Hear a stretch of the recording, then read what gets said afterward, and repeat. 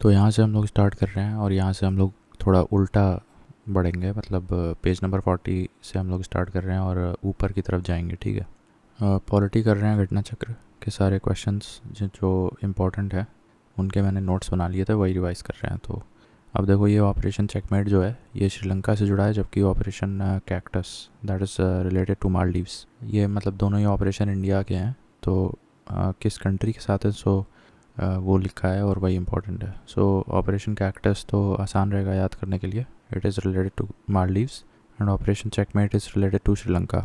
Then बहुजन सुखाय and बहुजन हिताय की बात करें तो ये ऑल इंडिया रेडियो का स्लोगन था। ठीक है, ऑल इंडिया रेडियो का ये स्लोगन हुआ करता था, बहुजन सुखाय बहुजन हिताय। Then parliamentary system in India shifted from centralism to federalism in the decade of 1971 to 80।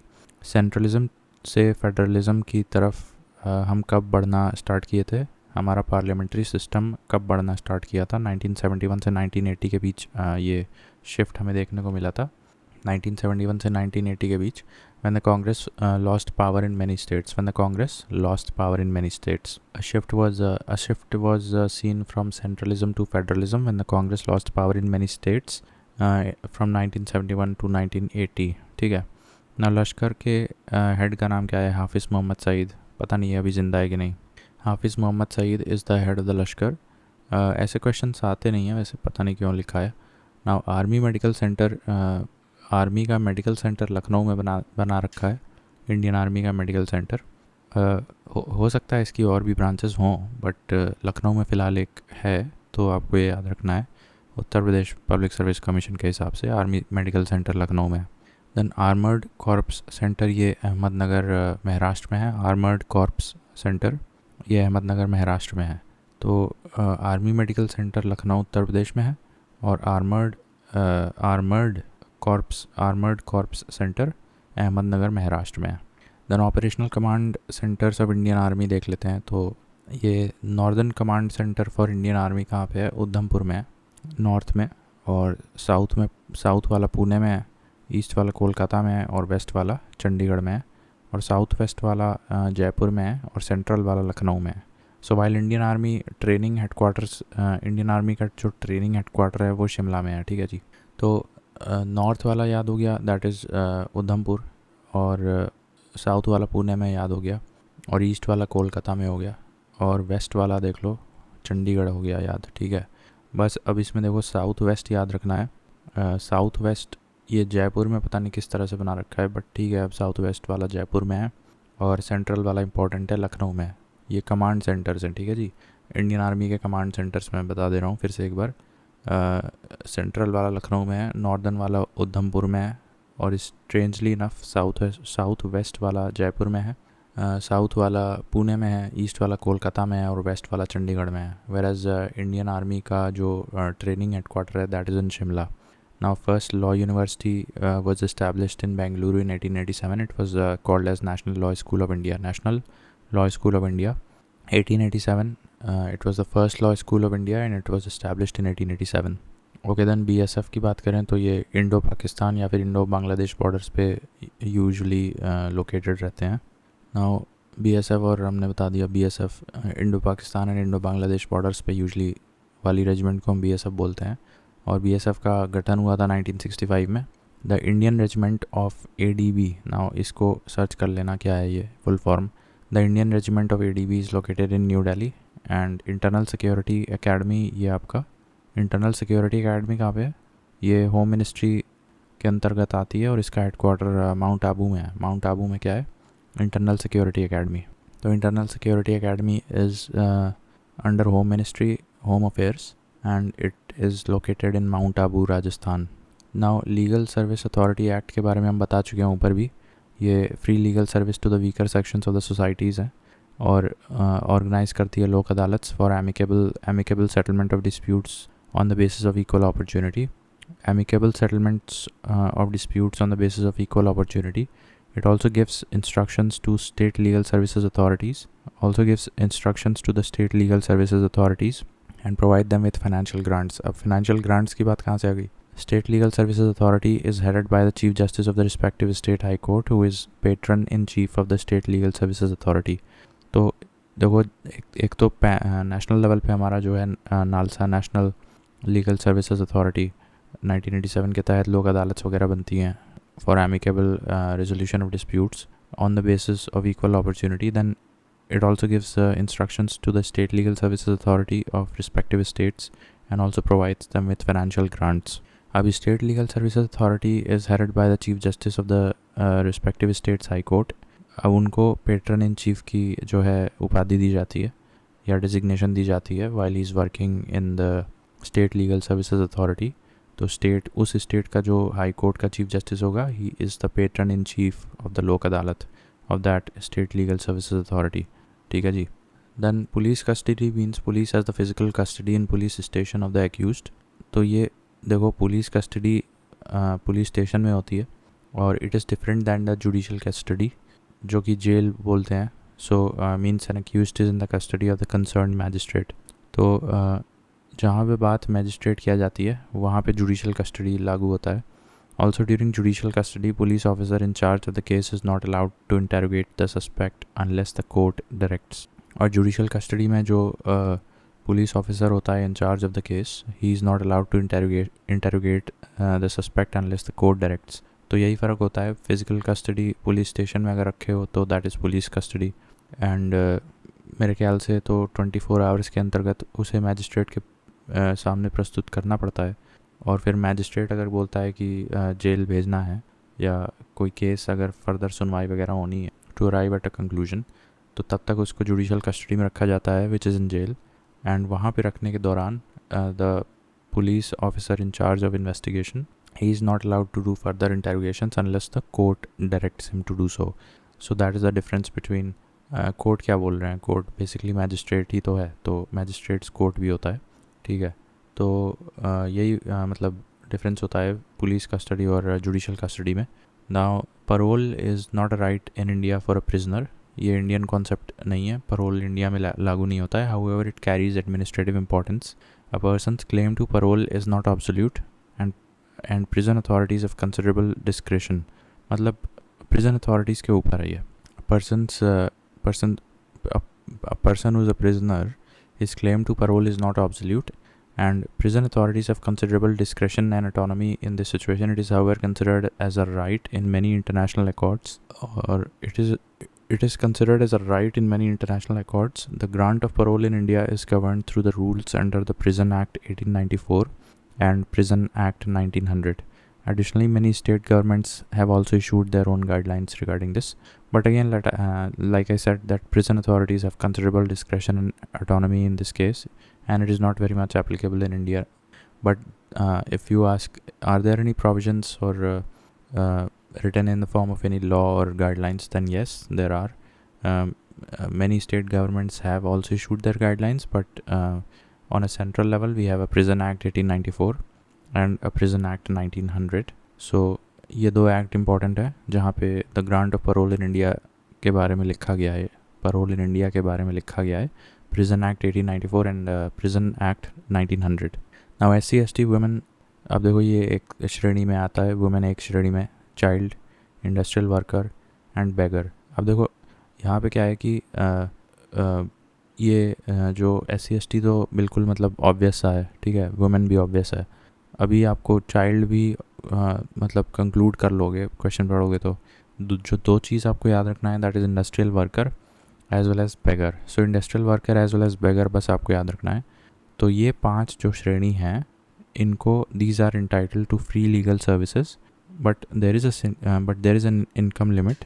There is an income limit like Andhra में 3 लाख की है और दिल्ली में जनरल कैटेगरी के लिए 1 लाख है और ट्रांसजेंडर्स के लिए 2 लाख है.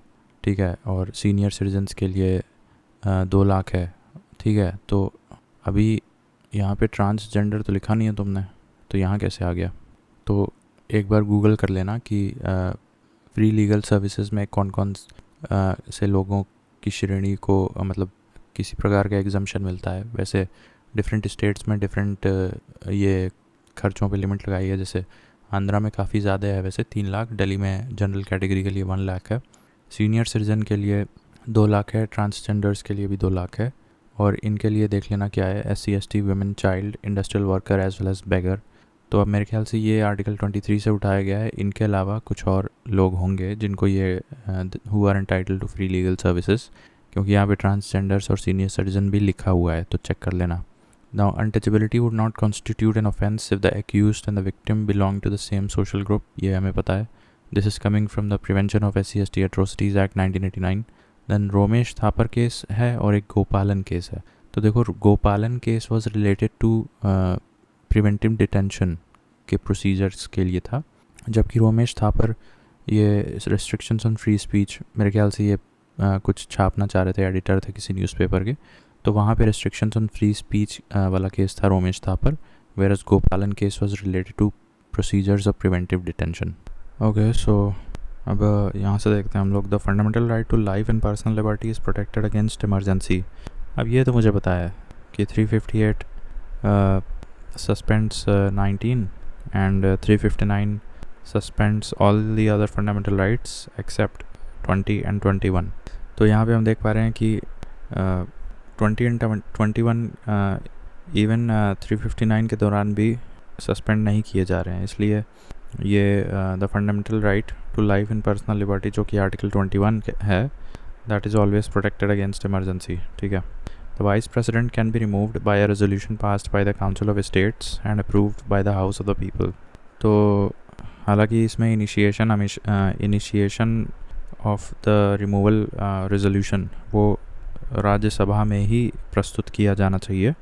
तो the vice president who is also the chairman of the Rajya Sabha, he can be removed by a resolution passed by the council of states. Initiate council of states में ही होना चाहिए and then approved by the house of the people. अभी उसमें कितना voting चाहिए, कैसे चाहिए, वो देख लेना. Now December 10, 1985 Ministry of Personnel and Training got 3 departments. अभी 1985 में ये 3 डिपार्टमेंट्स बने थे. DOPT था और DARPG था, डिपार्टमेंट ऑफ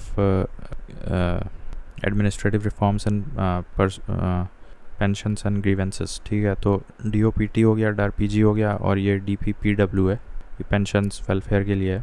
तो ये जो 3 डिपार्टमेंट्स बनाए गए थे, ये ministry of personnel and training के अंतर्गत आते हैं और ये 1985 में बनाए गए थे. द 1977 की बात करते हैं. So department of personnel and administrative reforms was shifted from cabinet secretariat to ministry of home affairs and 1985 मार्च में it was exalted as a separate ministry. तो जैसा मैंने बता रहा है कि 1985 में ही 1985 में तो ये 3 डिपार्टमेंट्स बन गए थे और इसको ministry of personnel and training में डाल दिया गया था. ठीक है. But that was done in December 1985. लेकिन अगर 1985 में ही मार्च में देखें तो अभी सब समझ में आ जाएगा. पहले ये देखो, ये 1950 में गोपाल स्वामी अयंगर रिपोर्ट एक आई थी. It was based on the reorganization of the machinery of the central government to improve the efficiencies of the ministries. ठीक है. reorganization of the central government machinery to improve efficiency of the ministries. Then ये Gopal Swami Iyengar report आई थी 1950 में for the reorganization of machinery of the central government to improve efficiencies of the ministries. Then 1973 की बात करें, so Department of Administrative Reforms was transferred to Department of Personnel created under Cabinet Secretariat. तो सारा जो फसाद की जड़ है, it started from 1973 जब department of administrative reforms was transferred to department of personnel created under the cabinet secretariat in 1970. तो on the recommendations of ARC 1966 first ARC. ठीक है. तो अब ये भी पता चल गया. देखो क्या है कि थोड़ा सा जटिल है बट मैं सिंप्लीफाई कर दे रहा हूँ. देखो, फर्स्ट ARC आई थी 1966 से 1970 के बीच under the chairmanship of Morarji Desai. अब उसमें वन ऑफ द रिकमेंडेशंस था to make a cabinet secretariat. ठीक है. Formation of cabinet secretariat. तो कैबिनेट सेक्रेटेरिएट बना दिया गया 1970 में. दूसरी चीज़, 1970 में तो बना दिया गया कैबिनेट सेक्रेटेरिएट, लेकिन 3 साल बाद यानी 1973 में उसी कैबिनेट सेक्रेटेरिएट के अंतर्गत डाल दिया गया डिपार्टमेंट ऑफ एडमिनिस्ट्रेटिव रिफॉर्म्स. ठीक है. और डिपार्टमेंट ऑफ एडमिनिस्ट्रेटिव रिफॉर्म्स को डायरेक्टली नहीं डाला गया, एक सेपरेट डिपार्टमेंट में डाला गया जो कि कैबिनेट सेक्रेटेरिएट में था. तो वो कौन सा था? Department of personal. तो अब आप थोड़ा इसको ध्यान से समझ लो. सरकारिया कमीशन फर्स्ट जो बना था 1966 में, 1966 से 1970 के बीच under the chairmanship of Morarji Desai, उसकी रिपोर्ट में ये लिखा था कि एक कैबिनेट सेक्रेटेरिएट बनाएंगे. ठीक है भाई. 1970 में कैबिनेट सेक्रेटेरिएट बना दिया. फिर उसके बाद कैबिनेट सेक्रेटेरिएट के अंदर एक डिपार्टमेंट ऑफ पर्सनल बनाया, ठीक है। फिर 1973 में उस डिपार्टमेंट ऑफ पर्सनल के अंदर डिपार्टमेंट ऑफ एडमिनिस्ट्रेटिव रिफॉर्म्स डाल दिया, ठीक। अब ये यहाँ तक समझ में आ रहा है। फिर 1977 में क्या हुआ, department of personnel and administrative reforms was shifted from cabinet secretariat to ministry of home affairs, ठीक है। अब इनको क्या किया गया, department of personnel and administrative reforms को 1977 में निकाल दिया गया कैबिनेट सेक्रेटेरिएट से और डाल दिया गया कहाँ, मिनिस्ट्री ऑफ होम अफेयर्स में। और फाइनली 1985 में एक सेपरेट मिनिस्ट्री ही बना डाली, मिनिस्ट्री ऑफ पर्सनल, ठीक है, मिनिस्ट्री ऑफ पर्सनल एडमिनिस्ट्रेटिव। तो वो कब किया गया, वो 1985 मार्च में कर दिया गया, और जिसका नाम था ministry of personnel and training. और उसके अधीन 3 डिपार्टमेंट्स डाल दिए गए, डिपार्टमेंट ऑफ ये DOPT personal and training, department of administrative reforms and pension personal grievances, और डिपार्टमेंट ऑफ पेंशन वेलफेयर। तो ये फाइनली जाके दिसंबर 1985 में हो पाया था। हालांकि ministry of personnel and training ये तो बन गई थी 1977 में, ठीक है, सॉरी नॉट 1977, 1985 में मिनिस्ट्री बना दी गई थी और 1977 में शिफ्ट कर दिया गया था कैबिनेट सेक्रेटेरिएट से मिनिस्ट्री ऑफ होम अफेयर्स में, ठीक है। तो अब मैं शुरू से बता रहा हूँ एक बार। फाइनली देखो 1966 से 1970 के बीच सरकारिया कमीशन बनी। अच्छा, उससे भी पहले 1950 में क्या बना था, गोपाल स्वामी अयंगर रिपोर्ट बनी थी for reorganization of central government machinery for the improvement of various ministries. उसके बाद सरकारिया कमीशन रिपोर्ट बनी 1966 से 70 के बीच। उसमें रिकमेंडेशन मतलब under the chairmanship of Morarji Desai, जिसमें ये लिखा था कि एक कैबिनेट सेक्रेटेरिएट बनाना है। तो 1970 में फॉर्मेशन ऑफ कैबिनेट सेक्रेटेरिएट हो गया। उसके बाद 1973 में डिपार्टमेंट ऑफ एडमिनिस्ट्रेटिव रिफॉर्म्स को डाल दिया डिपार्टमेंट ऑफ पर्सनल में, और डिपार्टमेंट ऑफ पर्सनल को डाल दिया कैबिनेट सेक्रेटेरिएट में, ठीक है। अब क्या हुआ 1977 में इन दोनों ही डिपार्टमेंट्स को, यानी कि पर्सनल और एडमिनिस्ट्रेटिव रिफॉर्म्स को कैबिनेट सेक्रेटेरिएट से निकाल के होम मिनिस्ट्री में डाल दिया 1977 में।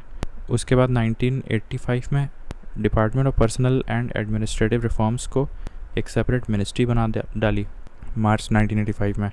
और फाइनली दिसंबर 1985 में ministry of personnel and training के अंतर्गत 3 डिपार्टमेंट्स बना दिए, DOPT, DARPG, DARPG and DPPW, ठीक है। तो ये है पूरी कहानी। देन एज़ पर सेक्शन 33, अब ये सेक्शन है रिप्रेजेंटेशन ऑफ पीपल एक्ट 1951 में। Section 33 of the ROP act 1951, a person can not be nominated as a candidate for election in general election from more than 2 parliamentary constituencies. तो ये तो मुझे पता ही है, 2 से ज़्यादा पार्लियामेंट्री कंस्टिट्यूएंसीज में नहीं नॉमिनेट किए जा सकते। In general election to the legislative assembly of a state from more than 2 assembly constituencies, ठीक है। तो बेसिकली ये बात किस एक्ट में लिखी है, तो ये ज़्यादा इंपॉर्टेंट है, रिप्रेजेंटेशन ऑफ पीपल एक्ट 1951 वाले में लिखी है। ज़्यादा जो डिटेल वाली चीज़ें हैं दैट इज़ गिवन इन 1951। तो सेक्शन 33 ये इंपॉर्टेंट है बिकॉज सेक्शन 8 तो डिस्क्वालिफिकेशन की बात करता है, उसी तरह से सेक्शन 33 ये भी एक रटना पड़ेगा। टॉक्स अबाउट कि 2 से ज़्यादा पार्लियामेंट्री कॉन्स्टिट्यूएंसी में नॉमिनेट नहीं कर सकते। Then Radhakrishnan was the first vice president 1952 से 62, ये 10 साल तक वाइस प्रेसिडेंट रहे थे। और Zakir Hussain was the second vice president from 62 to 67, ठीक है। तो 15 साल का टेन्योर ऑफ वाइस प्रेसिडेंट सिमट गया केवल 2 वाइस प्रेसिडेंट में, राधा कृष्णन 52 से 62 और जाकिर हुसैन 62 से 67। अब 2022 में आउटस्टैंडिंग पार्लियामेंटेरियन अवार्ड दिया गया था असादुद्दीन ओवैसी को। अभी ये इम्पॉर्टेंट नहीं है बिकॉज अभी करंट अफेयर्स में किसी और को मिला होगा। नाउ 1967 से 71 के बीच एक रिकॉर्ड हुआ था, a record of 9 coalition governments were formed in Bihar. Bihar में 9 कोलिशन गवर्नमेंट्स बनाई गई थी 1967 से 71 के बीच में, और ये अपने आप में एक रिकॉर्ड है। 9 coalition governments between 1967 and 1971, 9 coalition governments formed in Bihar. Now scientific socialism and communism के जनक कौन है? कार्ल मार्क्स हैं, ठीक है। Scientific socialism as well as communism. Then under universal declaration of human rights, पहले तो ये देखो ये किस साल में आया था, 1948 में आया था universal declaration of human rights. The first generation human rights are from articles 1 to 21 and articles 22 to 27 are second generation. ठीक है, तो यही पूछ सकता है, रटना पड़ेगा अब। तो 1 से 21 तक under the universal declaration of fundamental rights, sorry human rights, under the universal declaration of human rights, दो जो फर्स्ट जनरेशन ह्यूमन राइट्स हैं that are from article 1 to 21 और सेकंड जनरेशन 22 से 27 तक है। देन 2002 में ये अटल गवर्नमेंट्स का लक्ष्मी माल सिंघवी कमेटी या सिंपली सिंघवी कमेटी हम लोग याद रखते हैं, it recommended the 9th January as Pravasi Bharatiya Divas. ठीक है, same as L M Singhvi who recommended the constitutional status to Panchayati Raj institutions in 1986। तो ये वही सिंघवी हैं जिन्होंने 1986 में पंचायती राज को कॉन्स्टिट्यूशनल स्टेटस देने की मांग की थी। तो उन्होंने ही रिकमेंड किया था कि 9th January every year should be celebrated as Pravasi Bharatiya Divas. ठीक है, तो 9th जनवरी, तो ये डिक्लेरेशन कब हुआ था? 2002 में अटल की सरकार के दौरान हुआ था। ठीक है, अब ये देख लेना कि ये डारफुर रीजन कहाँ पड़ता है, ये वेस्ट सूडान में पड़ता है। So what is the significance of this region, ये गूगल कर लेना, बट फ़िलहाल के लिए इतना याद रखो कि Darfur region, DARFUR, Darfur region lies in the west Sudan, whereas Swat Valley is in Pakistan। ठीक है, then 8 countries in Arctic Council। Arctic Council में जो 8 देश हैं, इसके लिए निमोनिक तो मैंने बनाया था, बट फ़िलहाल के लिए देख लो, नॉर्वे, स्वीडन और फिनलैंड, ये तो सबको याद रहता है, नॉर्वे, स्वीडन और फिनलैंड। और आर्कटिक की बात करो तो रशिया ना हो तो ये तो हो नहीं सकता, और आइसलैंड ना हो तो ये भी नहीं हो सकता। अब बात आती है US, कनाडा और डेनमार्क की, तो इसमें US, कनाडा रट लो और डेनमार्क भी रट लो। ठीक है, अब देखो Norway, Finland, Iceland, Russia, Norway, Finland, Sweden भूल रहा है। ठीक, तो Norway, Sweden, Finland, Iceland, Russia, US, Canada, Denmark.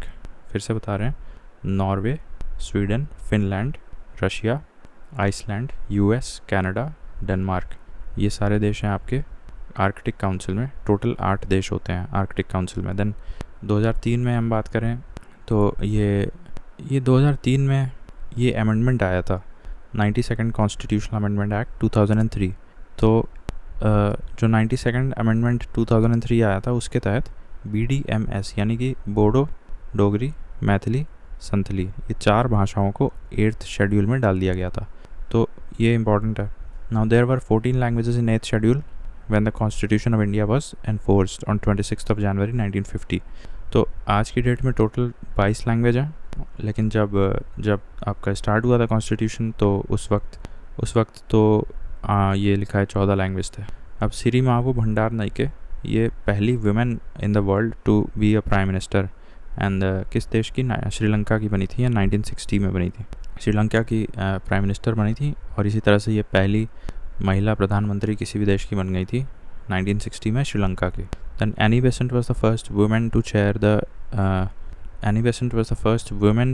The Indian National Congress 32nd session of 1917 in Kolkata, while Madam Kama hoisted Indian flag on 22nd of August 1907 in International Socialist Conference in Stuttgart।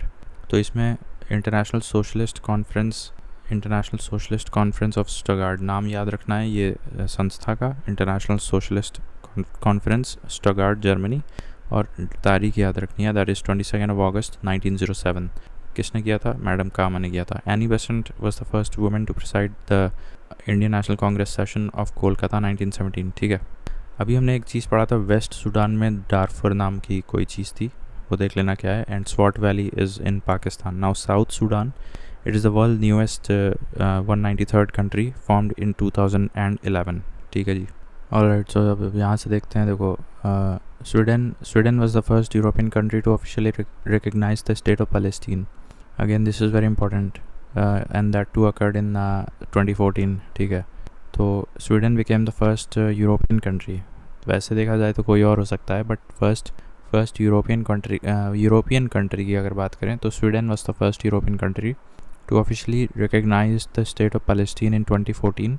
Then in 30th September 2015 Palestinian flag was raised outside the UN headquarters। और पहली दफ़ा फिर 30th September 2015 को Palestinian flag was raised outside the UN headquarters। Now then International Day of Persons with Disabilities की अगर बात करें, International Day of Persons with Disabilities, so that is 3rd of December, while UN observes International Year for women in 1975। सो 3 दिसंबर को क्या है, persons with disabilities, ठीक है। और ये इंटरनेशनल है, नॉट इंडियन, ठीक है।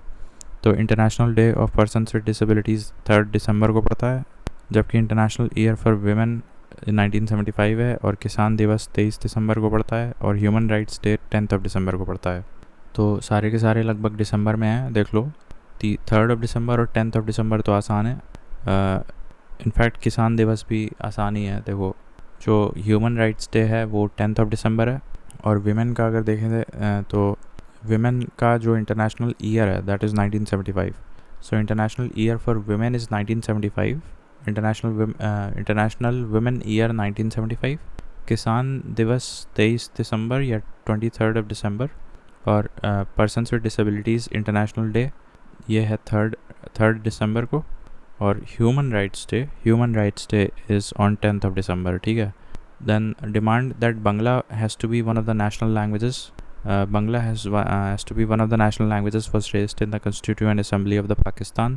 Then International Mother Language Day, introduced and proclaimed by UNESCO, ACUSHE, और 21 February.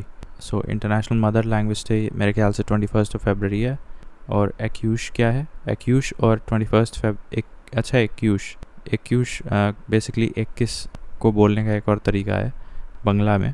So ACUSH या फिर 21 February in Bangla commemorates the day in 1952 when the students of the University of Dhaka launched a nationwide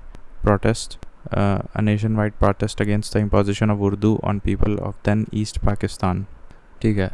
तो university of Dhaka के कुछ students थे जिन्होंने nation wide protest किया था जब Urdu was imposed on the people of the then east Pakistan.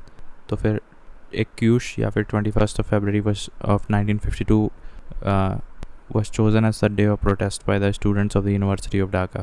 The reason was कि east Pakistan उस वक्त था 1952 में, और वहाँ पे उर्दू को इम्पोज किया जा रहा था बाय ईस्ट पाकिस्तान।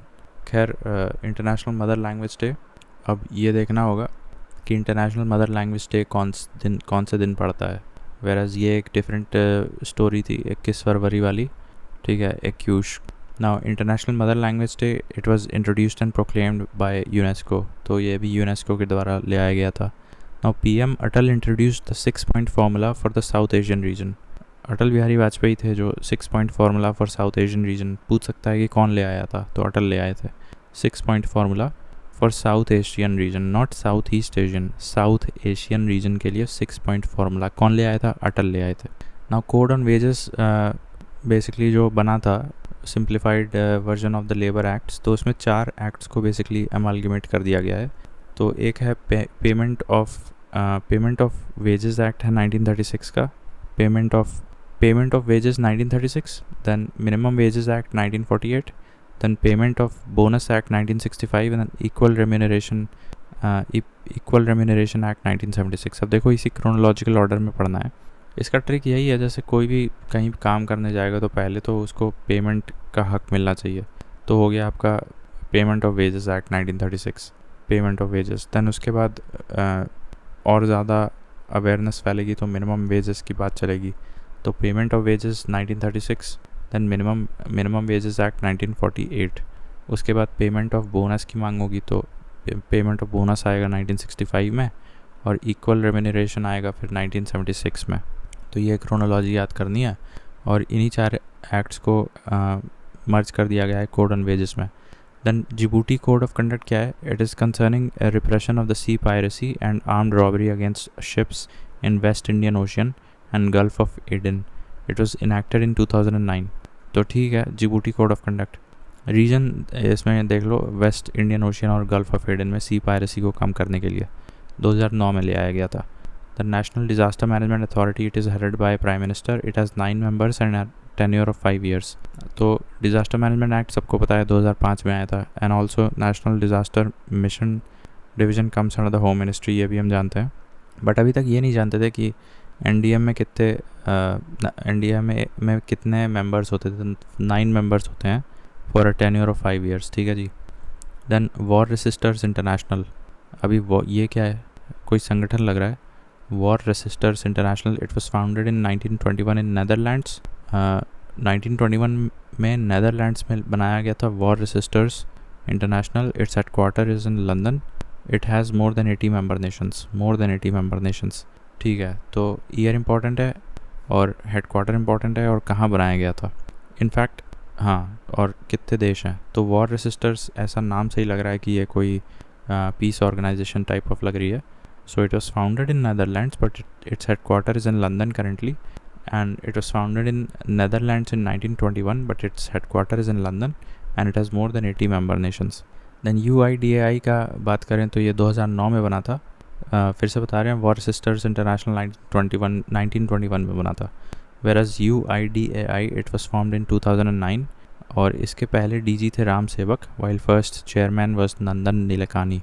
तो जो एग्ज़ाम्स वगैरह में पूछता है that is usually the chairman. ठीक है, that is नंदन नीलेकानी. तो नंदन Nilekani was the first chairman of UIDAI. और DG अगर पूछे तो वो राम सेवक हो जाएगा.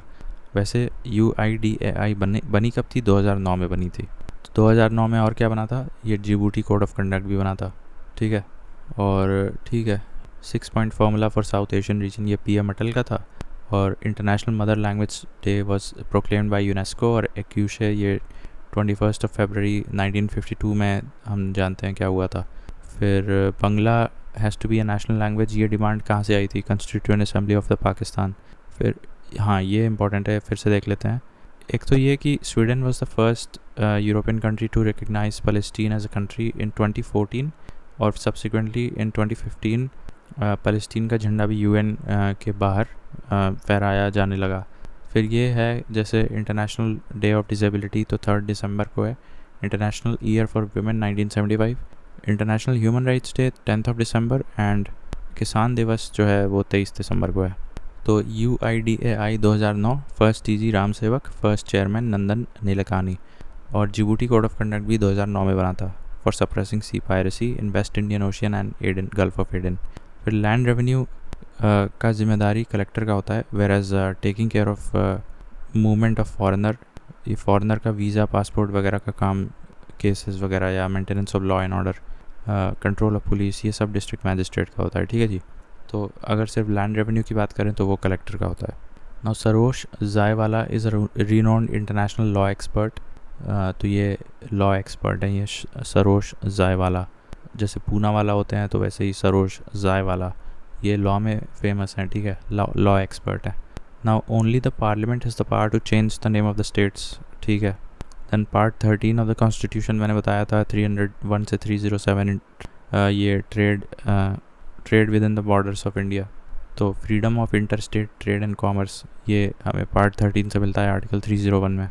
Then prevention of corruption act ये 1985 में आया था. CVC 1964 में स्टैट्यूटरी स्टेटस मिला. CBI 1963 में बनाया गया था बट आई थिंक अच्छा हाँ, CBI derives it's power from the Delhi special police act 1946. और बट बाद में मेरे ख्याल से CVC के अधीन रख दिया गया था CBI को. बट एनीवे ये हम ईयर्स देख रहे हैं, एक्ट्स के years when were these acts passed. So Prevention of Corruption Act 1985, CVC 1964, CBI 1963 और Enforcement Directorate's origin goes back to May 1st 1956 under Department of Economic Affairs to handle violations under the FERA Act 1947. Foreign Exchange Regulation Authority. In the year 1957 it was renamed as Enforcement Directorate. ठीक है. तो ये जो ED इतना हम लोग सुनते हैं, पहली बात तो ध्यान रखो कि ये डिपार्टमेंट ऑफ इकोनॉमिक अफेयर्स के अंतर्गत आता है, डिपार्टमेंट ऑफ इकोनॉमिक अफेयर्स. दूसरी चीज़ ये बनाया गया था कब? 1956 में बनाया गया था to handle the violations under the FERA act 1947. ठीक है, फेरा एक्ट 1947 के अंतर्गत वायलेशंस को डील करने के लिए एनफोर्समेंट डायरेक्टरेट बनाया गया था 1956 में. और 1957 में जाके इसका नाम रखा गया था एनफोर्समेंट डायरेक्टरेट. पहले कुछ और नाम होता था. तो ये बहुत ही पुरानी ऑर्गेनाइजेशन है बट डेफिनेटली एग्जैक्टली इंडिपेंडेंस जब आया था ये तब की ऑर्गेनाइजेशन है. मतलब तब फेरा एक्ट आया था, फॉरेन एक्सचेंज रेगुलेशन अथॉरिटी 1947. उसके अंतर्गत 1956 में डिपार्टमेंट ऑफ इकोनॉमिक अफेयर्स के अंतर्गत एक संस्था बनाई गई थी, उसका नाम 1957 में जाके एनफोर्समेंट डायरेक्टरेट रख दिया गया था, ठीक है। So prevention of corruption act 1985, CVC 1964, CBI 1963। Then article 217 की बात करें तो हाई कोर्ट के जजेस को 62 की एज में रिटायर करना है and a political party can be, however ये 62 भी अमेंडमेंट के थ्रू हुआ है, मेरे ख्याल से देख लेना कौन सा अमेंडमेंट था। A political party can be considered a national party if it has a recognition as a state party in 4 or more states. Now cognizable offense is an offense for which a person can be arrested without a warrant. तो बात यहाँ without a warrant ज़्यादा important है, arrested without a warrant. Cognizable offense is an offense for which a person can be arrested without a warrant. Then the Department of Women and Child Development was made in 1985. Department of Women and Child Development was made in 1985 under Ministry of Human Resource Development, but from 2006 onwards it has been elevated to a separate ministries. ठीक है, 2006 onwards it has been elevated to a separate ministry. So the Department of Women Child Development was in 1985 put under Ministry of HRD और 2006 में इसको separate ministry में बना दिया गया था। अब ये उसी तरह है, देखो अभी हमने बात की थी कि सबसे पहले सरकारिया कमीशन 1966 में बना मोरारजी देसाई की चेयरमैनशिप में, जिसने कैबिनेट सेक्रेटेरिएट बनाने का मांग उठाया, तो 1970 में कैबिनेट सेक्रेटेरिएट बन गया था। फिर 1973 में उसी कैबिनेट सेक्रेटेरिएट में डिपार्टमेंट ऑफ पर्सनल रखा गया और डिपार्टमेंट ऑफ पर्सनल के अंदर डिपार्टमेंट ऑफ एडमिनिस्ट्रेटिव रिफॉर्म्स रख दिया गया 1973 में। 1977 में इन दोनों डिपार्टमेंट्स यानी कि department of administrative reforms and department of personnel and training, इन दोनों को उठा के किस में रख दिया गया, मिनिस्ट्री ऑफ होम अफेयर्स में रख दिया गया 1977 में। उसके बाद 1973 में रख दिया गया था। देन 1977 में मिनिस्ट्री ऑफ होम अफेयर्स से शिफ्ट करके 1977 में ही रखा गया था होम मिनिस्ट्री में। देन 1985 में एक सेपरेट मिनिस्ट्री बनाई गई थी इन दोनों डिपार्टमेंट्स को लेके, ministry of administrative reforms, personal and training. और फिर दिसंबर 1985 में उसी मिनिस्ट्री के अंतर्गत 3 डिपार्टमेंट्स बना दिए थे, DOPT, DPPW और DARPG, ठीक है। उसी ये भी उसी तरह का केस है कि पहले जो वुमेन एंड चाइल्ड डेवलपमेंट का डिपार्टमेंट होता था वो मिनिस्ट्री ऑफ HRD में होता था, ठीक है। और वुमेन और child development was made in 1985 but it was initially put under Ministry of HRD in 1985, लेकिन 2006 में आके it was elevated as a separate ministry, ठीक है, Ministry of Women and Child Development, right। now यहाँ पे ये Gandhian constitution for free India was written by श्रीमन नारायण अग्रवाल। श्रीमन नारायण अग्रवाल ने क्या लिखा है, Gandhian constitution for free India लिखा है। now the first primary, ये क्या होता है first primary? In context of US elections, the elections for the first primary are held about a year ahead of the presidential elections. तो एक साल पहले से ही जो इलेक्शन का चरण स्टार्ट होता है US presidential elections में, उसको first primary कहते हैं। The elections for the first primary are held about an year ahead of the presidential elections. It usually starts from New Hampshire and Iowa states. Usually starts from the New Hampshire and Iowa states. So that was first primary. Then Gandhian Constitution for Free India, ये किताब किसने लिखी थी, श्रीमन नारायण अग्रवाल ने। Then 1993 में सितंबर में a historic peace accord was signed between Israel and PLO, ठीक है, ये peace accord साइन किया गया था 1993 सितंबर में Israel and Palestinian liberation organization के बीच एक पीस अकॉर्ड साइन किया गया था 1993 सितंबर में। ईयर बस इंपॉर्टेंट है, मंथ छोड़ो, ठीक है। Then Supreme Court of India had ruled that Aadhaar authentication data can not be stored beyond 6 months. अभी जैसे ITR भरते समय जो आधार का OTP आता है फाइनली, तो that data must be deleted after 6 months by the UIDAI। It upheld the constitutionality of the Aadhaar act. तो आधार एक्ट 2016 में आया था, बारिंग अ फ्यू प्रोविजंस। तो barring a few provisions, Aadhaar is not mandatory for obtaining insurance products. Aadhaar is not mandatory for obtaining insurance products. However, Supreme Court of India states that Aadhaar is mandatory for obtaining benefits funded out of the Consolidated Fund of India.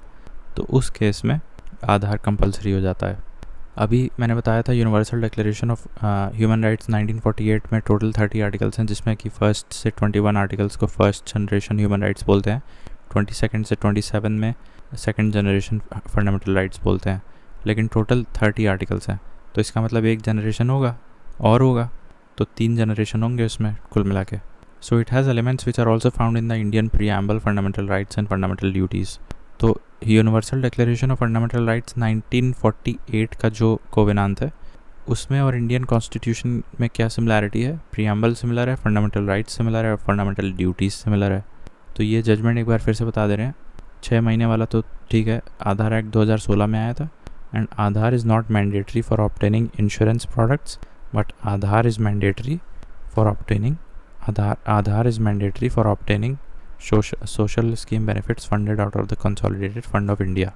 Then 1993 में peoples liberation organisation और Palestinian liberation organisation और Israel के बीच एक peace accord sign किया गया था। First primary मैंने बता दिया, New Hampshire and Iowa state से यूजुअली स्टार्ट होता है। और Gandhian constitution for free India was written by Shriman Narayan Agarwal. Now, right to service originated in Great Britain guarantees time-bound delivery of services for various public services rendered by the government to the citizens. So, MP was the first state to enact such a law at the state level. ठीक है, right to service originated in Great Britain, and it is about time-bound delivery of services for various public services rendered by the government. ठीक है, then we have dates when the following awards were set up. तो arjuna award 1961 में आया था, sports से related है। Dronacharya award 1985 में आया था, स्पोर्ट्स कोचिंग से रिलेटेड है। और राजीव गांधी खेल रत्न 1991 में आया था। और ध्यानचंद अवार्ड 2002 में आया था हॉकी के लिए। तो इसमें 2 चीज़ तो बहुत इंपॉर्टेंट है। देखो, LPG रिफॉर्म्स और राजीव गांधी खेल रत्न एक ही साथ आए थे, यानी 1991 में। और ये ध्यानचंद अवार्ड 2002 हॉकी के लिए है। और ये द्रोणाचार्य अवार्ड स्पोर्ट्स के कोचेस को दिया जाता है।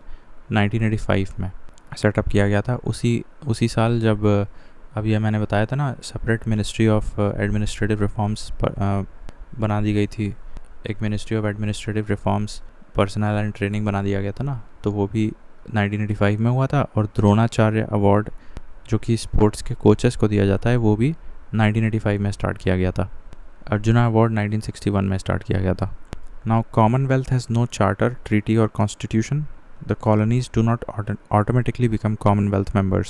ठीक है, कॉलोनीज़ ऑटोमेटिकली नहीं बनती है, उनसे कुछ तो साइन करवाया जाता होगा। बट फ़िलहाल Commonwealth has no charter, no treaty, no constitution of itself, right. Then ये देखो, नेशनल कैलेंडर साका जो है उसको फॉलो करता है national calendar. The first month जिसका चैत्र है, it was adopted in 22 March 1957। ये डेट बहुत इंपॉर्टेंट है। 22 March, not 21 March, 22 March 1957। 22 March 1957 the Saka calendar was adopted as the national calendar of India, जिसका पहला महीना चैत्र होता है। हालांकि इसके 12 महीने कोई नाम याद रखना। दैन पंचशील एग्रीमेंट क्या है? इसमें देखो, म्यूचुअल तो हर जगह है, तो म्यूचुअल छोड़ देते हैं। रिस्पेक्ट है, नॉन इंटरफेरेंस है, नॉन एग्रेशन है, म्यूचुअल बेनिफिट्स है और पीसफुल कोएग्जिस्टेंस है। तो mutual respect, mutual non interference, mutual non aggression. तो नॉन इंटरफेरेंस और नॉन एग्रेशन एक टाइप है, ठीक है, तो इनको याद रख लो। म्यूचुअल रिस्पेक्ट तो रहेगा और म्यूचुअल बेनिफिट्स भी रहेगा। फिर म्यूचुअल नॉन एग्रेशन और नॉन इंटरफेरेंस हो गया और पीसफुल कोएग्जिस्टेंस हो गया। तो कुल मिला के ये पंचशील प्रिंसिपल हैं चाइना के साथ।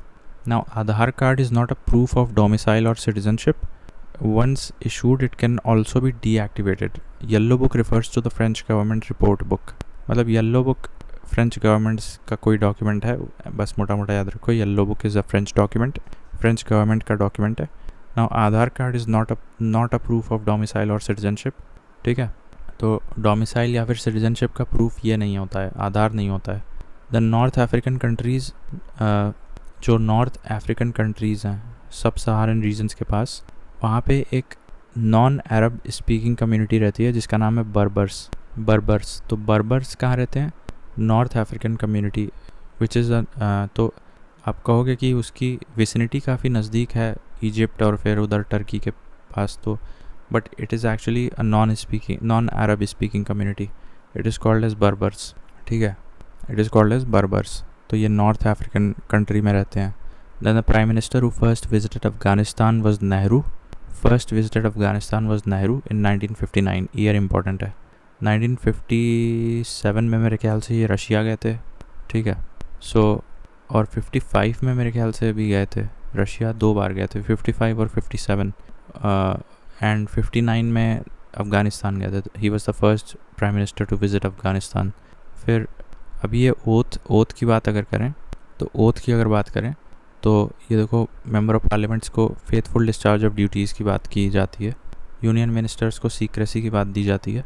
और प्रेसिडेंट को faith and allegiance to the constitution of India. और सुप्रीम कोर्ट जजेस को upholding the constitution of India. तो upholding the constitution of India तो समझ में आ रहा है. प्रेसिडेंट को faith and allegiance to the constitution of India थी, ये भी समझ में आ रहा है. अब यूनियन मिनिस्टर्स को सीक्रेसी मेंटेन करनी होती है डेफिनेटली. और मेंबर ऑफ पार्लियामेंट्स को faithful discharge of their duties. ठीक है, match the column type of question होगा.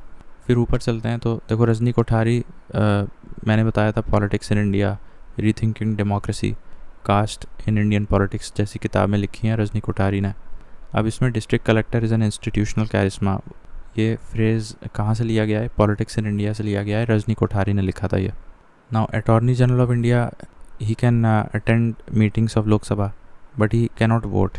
Solicitor general of India, he is related to supreme court, मतलब he is the second law officer, मतलब attorney general के बाद आते हैं ये. देन CAG की बात करें, ये eye and ear of the public accounts committee हैं, फ्रेंड एंड फिलोसोफर. ठीक है.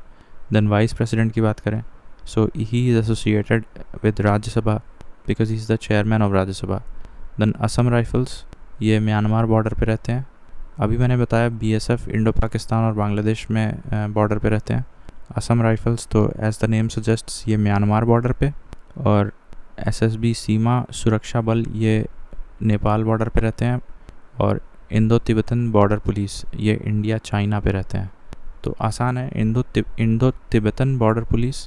तो इंडो तिब्बतन बॉर्डर पुलिस, तो तिब्बत तो चाइना में, तो इंडो चाइना बॉर्डर हो जाएगा. कन्फ्यूजन सिर्फ SSB में हो सकता है और BSF में हो सकता है. बट BSF मैंने ऑलरेडी बता दिया, इंडो पाकिस्तान या फिर बांग्लादेश बॉर्डर पे होता है. और SSB तुम्हारा इंडो नेपाल में होता है. ठीक है.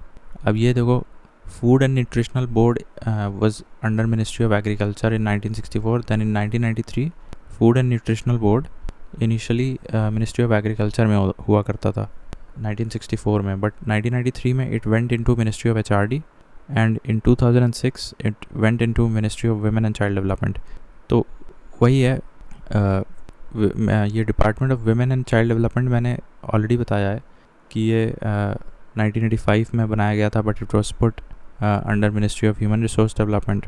बट देन 2006 में एक separate ministry of women and child development बन गया था. तो यहाँ भी देखो, food and nutritional board initially ministry of agriculture में था. ये एक एक्स्ट्रा फैक्ट यहाँ पे है. उसके बाद 1964 में, 1993 में फिर उसको मिनिस्ट्री ऑफ HRD में डाला. और 2006 में उसको ministry of women and child development में डाल दिया, फूड एंड न्यूट्रिशनल बोर्ड. ठीक है.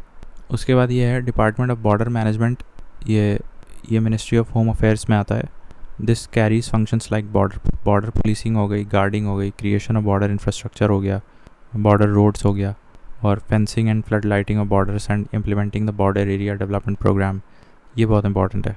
तो फेंसिंग और फ्लड लाइटिंग तो ज़रूरी है, but border area development program पूरी तरह से बॉर्डर मैनेजमेंट के डिपार्टमेंट ऑफ बॉर्डर मैनेजमेंट के अंतर्गत आता है, जो कि मिनिस्ट्री ऑफ होम अफेयर्स के अंदर है. ठीक है. तो इस तरह से हमारे ये पेज नंबर 40 तक हो गए. अब हम 41 से देखेंगे आगे.